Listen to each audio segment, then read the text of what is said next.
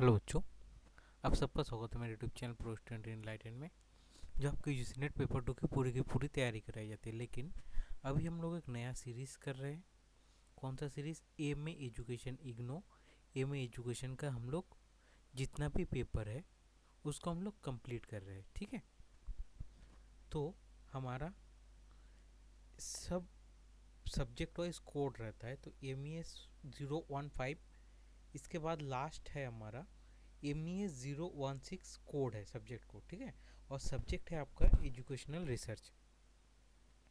तो इसके रिगार्डिंग इससे पहले अगर आपने वीडियो नहीं देखा तो सारे टॉपिक हम लोग कवर कर चुके हैं।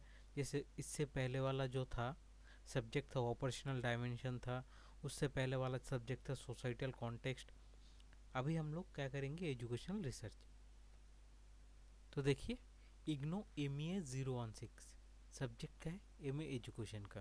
अगर आपने मेरे चैनल को अभी तक सब्सक्राइब नहीं किया तो सब्सक्राइब कर दीजिएगा और ज़्यादा से ज़्यादा शेयर कर दीजिएगा। चलिए शुरू करते हैं एजुकेशनल रिसर्च।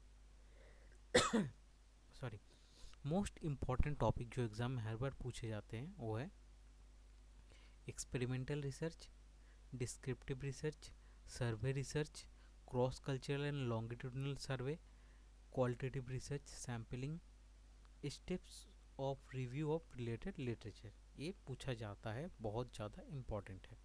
ठीक है, चलिए अब आगे बढ़ते हैं। हम लोग डिस्कशन करेंगे इम्पॉर्टेंट टॉपिक जो हमने पढ़ा है। अभी क्वेश्चन पूछते हैं उसको हम लोग, कौन कौन से टॉपिक से क्वेश्चन पूछा जाता है उसको भी हम लोग डिस्कस करेंगे। फर्स्ट तो है हमारा unit 1, fundamentals of education research का क्या फंडामेंटल है उसको हम लोग जानेंगे।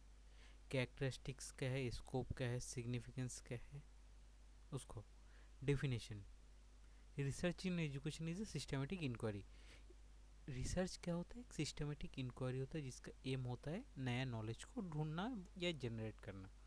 ठीक है, इसका कैरेक्टरिस्टिक्स होता है सिस्टमेटिक, एम्पेरिकल, रेफ्लेक्सिबल।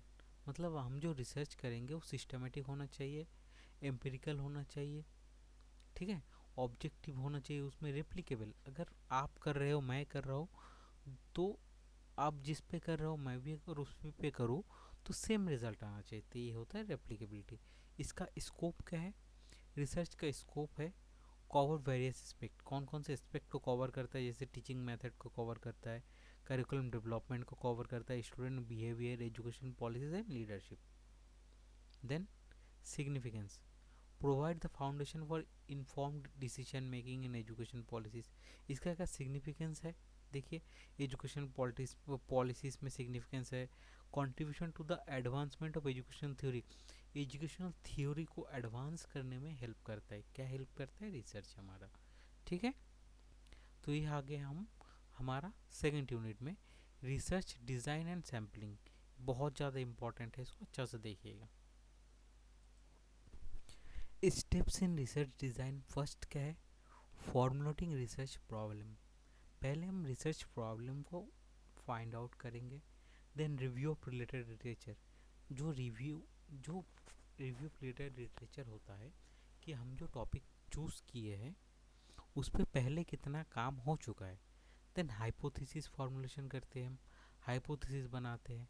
ठीक है, क्वालिटेटिव वर्सेस क्वांटिटेटिव रिसर्च।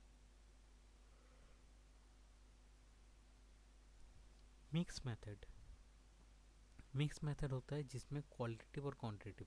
अब क्वालिटेटिव क्या होता है, क्वांटिटेटिव क्या होता है? क्वालिटेटिव होता है कि जो हम जैसे कैलकुलेशन नहीं करते, क्वांटिटेटिव उसमें रिसर्च में हमेशा नंबर का इस्तेमाल होता है, लेकिन क्वालिटेटिव रिसर्च में कोई नंबर का इस्तेमाल नहीं होता है। हम ऐसे मतलब डीपली उसको एनालाइज करके सिर्फ नोट की तरह लिख देते हैं। अब डाटा कलेक्शन, डाटा कलेक्शन का भी तरीका होता है इसमें। एक प्राइमरी डाटा होता है, एक सेकेंडरी डाटा। प्राइमरी डाटा क्या होता है? प्राइमरी डाटा मतलब हमने जो देखा अपने आँखों से उसी को लिख रहा हो तो प्राइमरी डाटा। सेकेंडरी डाटा है हमने किसी से पूछा, पूछ के हम लोग वो रिसर्च कर रहे हैं, तो वो होता है सेकेंडरी डाटा। ठीक है, इसमें सैम्पलिंग होता है, एक तो प्रोबेबिलिटी सैम्पलिंग होता है, एक नॉन प्रोबेबिलिटी सैम्पलिंग होता है। प्रोबेबिलिटी सैम्पलिंग मतलब हर एक बच्चे को, देखिए जैसे कि 5 बच्चा हो गया, जैसे रैंडम सैम्पलिंग होता है, जैसे एक क्लास में सोचिए 5 बच्चा है तो हमें एक बच्चे को चूज़ करना है, तो हम सबको मौका देंगे। मतलब एक बाउल में 5 बच्चे का नाम डाल के देंगे, ठीक है। उसमें से किसी एक बाहर का आदमी को बुलाएंगे, बोलेंगे आप एक नाम इसमें से निकालिए। तो किसी का भी नाम आ सकता है, तो इसी को कहते हैं हम रैंडम सैम्पलिंग। और नॉन प्रोबेबिलिटी सैम्पलिंग क्या होता है? नॉन प्रोबेबिलिटी सैम्पलिंग होता है कि हम अपने से चूज़ करेंगे। जैसे कि मेरा जो, सोचिए मैं एक क्लास में पढ़ा रहा हूँ, 5 बच्चे में से मेरे को एक बच्चा सिलेक्ट करना है, जो मेरे को बहुत अच्छा लगता है, जो बच्चा मेरा बात मानता है, मैंने उसका नाम सजेस्ट कर दिया, तो ये होता है नॉन प्रोबेबिलिटी सैम्पलिंग। क्लियर हो गया इतना? देन है हमारे पास क्वालिटेटिव और क्वांटिटेटिव। अब क्वालिटेटिव के टेक्निक कौन कौन से हैं और क्वांटिटेटिव के टेक्निक कौन कौन से हैं? क्वांटिटेटिव में आता है हमारा सर्वे, एक्सपेरिमेंटल और स्टैटिस्टिक्स एनालिसिस। देन क्वालिटेटिव में आता है हमारा interview, case study and content analysis. ठीक है, इसका तरीका है कैसे हम डाटा को कलेक्ट करते हैं, डाटा कलेक्ट करने का तरीका। देन नेक्स्ट है हमारा राइटिंग रिसर्च रिपोर्ट। एक रिसर्च रिपोर्ट लिखने के लिए हमें किस किस चीज़ को ध्यान रखने की ज़रूरत है? पहले तो हमें टाइटल लिखना है, एक क्लियर टाइटल लिखना है ताकि लोगों को पढ़ के समझ में आए कि ये बोलना क्या चाह रहा है बंदा।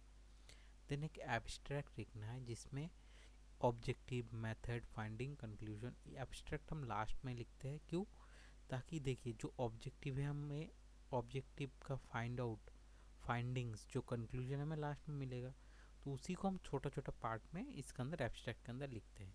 Then introduction. इंट्रोडक्शन मतलब हम जिस चीज़ पे रिसर्च कर रहे हैं, क्यों कर रहे हैं, कैसे करेंगे, सब कुछ हम इंट्रोडक्शन में लिखते हैं। मैथोलॉजी, कौन सा मेथड हमने यूज़ किया, जैसे कौन सा सैम्पलिंग टेक्निक यूज़ किया, कौन सा मेथड एनालाइज के लिए एनोवा मैनोवा होता है, ठीक है, ये सब। देन थीमेटिक होता है।